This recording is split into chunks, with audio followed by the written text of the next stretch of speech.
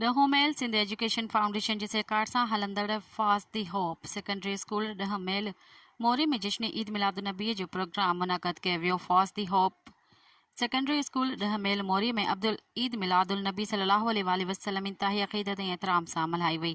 तक़रीब में हज़रत मोहम्मद मुस्तफ़ा सल्लल्लाहु अलैहि वसल्लम के दिल जी गहराइन सां ख़राज अक़ीदत पेश कयो वियो, जिन पंहिंजी विलादत व सआदत जे हवाले सां केतिरनि ई सरगर्मियुनि ऐं तक़रीबूं मुनक़द कयूं वयूं, जिन शागिर्दनि ऐं उस्तादनि में इत्तेहाद ऐं एहतराम पैदा कयो। उन जी रूहानी अहमियत खे बयानु कयो वियो। हेड टीचर मोहम्मद शरीफ़ चयो त हीउ जश्न प्यार, अमन ऐं इत्तेहाद जे पैगम्बर जी तालीमात जी यादि ॾियारींदड़ आहे। असांजे शागिर्दनि खे इन्हनि क़दरनि ते अमल कंदे ॾिसी ख़ुशी थींदी आहे।